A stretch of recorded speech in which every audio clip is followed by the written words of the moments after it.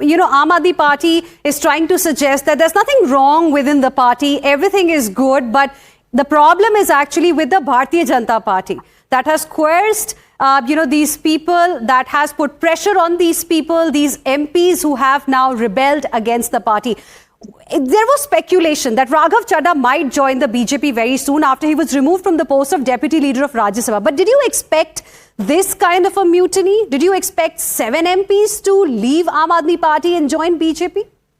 No, what was not surprising is Raghav Chadha. Everybody expected him to move across to the BJP, and had given enough indications. The question was when. What was surprising was 6 others going with him. What is interesting and intriguing is the timing of the move. It comes days before the second phase of polling in West Bengal. West Bengal has emerged as a very critical, high stake election for the BJP and for Mamata Banerjee.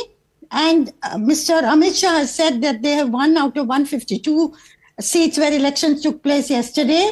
They think they're going to win 110. Mamata says she'll win 125. Now the next phase is 29. So coming as it does today, does it help build a momentum that BJP is going places for the 29th voting? That's number one. Now, you see, we have to look at what is the impact, on Aam Aadmi Party, on the leadership of Mr. Arvind Kejriwal, on the government of Bhagwant Mann in Punjab. Does it become more vulnerable? I think it becomes more vulnerable. Can there be a revolt in the Aam Aadmi Party in Punjab? If so, will it lead to president's rule? All this is very speculative, but given the high-stake elections in Punjab next year, I think what has happened today is not a standalone development. It's part of BJP's Punjab plan. Earlier, the indications were that BJP, having broken with the Akali Dal, will want, if push came, to shove for Bhagwant Mann's government to continue rather than have the Congress come there to power. Okay. But now, is there fresh thinking there? Will they make a bid themselves for power?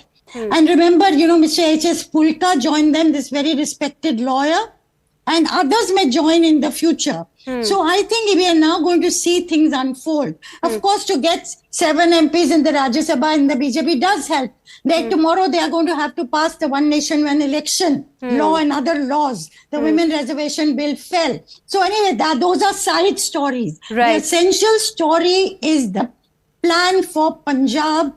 And remember, will they now put into motion something, not relying on the old caste equations? You have to have a Jat Sikh as the CM. Right. You have to have the support of the Mazhabi Sikh. They may not calculate in that way that a Hindu CM is a non-starter. They may go for a major issue of a kind that has resonance through the state. Right. Now, I don't know what is up their sleeve, but I think there has been some rethinking about their planning for Punjab. Okay. And that this is part of that. Is that the case, Shehzad Poonawalla? Look, firstly, let me address the question that Nimi was asking, that these people were put under pressure. What pressure could be put on Vikramjit Sahni or Harbhajan Singh? Swati Maliwal was What about Ashok Mittal? The charge of Aam Aadmi Party is that 3 days ago, ED raids the premises belonging to Ashok Mittal. 3 days later, he joins the BJP. That's the charge of the Aam Aadmi Party. Swati Maliwal, just 10 seconds on that and then I'll come to it. Swati Maliwal was abused like Draupadi ji was abused. And Vibhav Kumar is roaming around in Punjab Saves cavalcade. Anyway, now coming to Ashok Mittal. If Ashok Mittal was the most corrupt person, why they made him deputy leader? They should not have made. This is the most anti-corrupt party, right? Jan Lokpal lekar aa gaya na Punjab mein. They used to call Sonia Gandhi corrupt and arrest Sonia. They used to say, they went and did alliance with Sonia. Anyway, now coming to the second question on Punjab elections. Look, every election is very important for us. And definitely we have a road plan for Punjab also. But to link this to that is just as if to say that Harbhajan Singh is playing on our pitch for Punjab elections.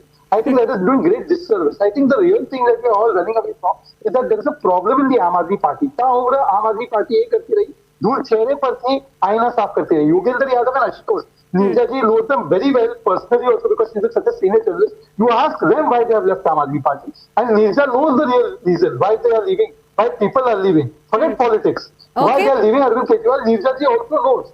Okay.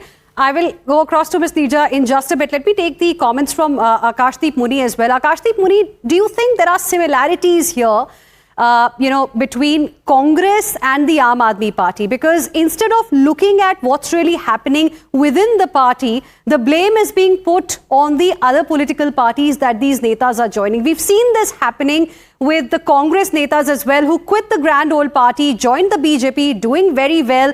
Again, it was said that, pressure was put on them. It was Operation Lotus, blah, blah, blah. But now, do you think a similar pattern is being seen within Aam Aadmi Party also? That instead of looking within the party, instead of addressing the cracks that exist, just simply blame is being put on the Bharatiya Janata Party? I partially agree with you. But mainly, since 2014, around 25 opposition leaders facing probes by the central agencies called like ED and CBI crossed over to BJP. In 23 of these cases, action by the agencies are stalled or case closed. Hemanta Biswa Sarma, Ajit Pawar, Ashok Chavan, Suvendu Adhikari are few examples. Conviction rates in ED cases are really dismal, 2% as per government data. Let's go to previous Aam Aadmi Party leaders who have shifted, like Kailash Gehlot. Remember, November 16, he shifted, he joined on November 18, and on the same day, his name was dropped from the CBI case related to DTC bus purchases. Same day. Rajkumar Anand, ED raids on November 2023 linked to Delhi liquor policy. Anand described case as effectively closed with no finding after he joined BJP. No active proceedings, no new raids, everything under the cold storage. Kartar Singh Tanwar, Chhatarpur MLA, income tax raids in 2016 found 130 crore in his own house. After he went and joined BJP, case closed with no progress or no new enforcement reported. Okay, quick rebuttal, Shehzad Poonawalla, on this washing machine tag. Now let me address this. Firstly, he says that the conviction rate of ED and CBI is 2%. ED is 97% out of all the cases that have gone for trial, and CBI is 71%. Let me complete it. Secondly, he said that ED CBI is being misused to pressurize these people and take them in the party, and then cases are stalled. Sharab Ghotala kisne shuru kiya? Congress has said officially, Pawan Kheda, we started the Sharab Ghotala case investigation. Secondly, let me give you a second proof. With that 25 days, they quote one name as Mukul Roy. Mukul Roy is no longer with us, but Mukul Roy had joined TMC, and even when Mukul Roy was in BJP, CBI had investigated him. All right. Hemanta Biswa Sarma has got clean sheet from the Guwahati High Court. What can I do in that? All right. So therefore, these cases can be cited just like that. Go to court and prove them. Well, clearly there is a lot to discuss as far as the story is concerned, but right now I'm completely out of time. Appreciate all of you for joining us here on Times Now. On Nation Wants to Know this evening, it's going to be our top focus ahead as well. For now, slipping into a very short break. We'll be back with lots more. Stay with us.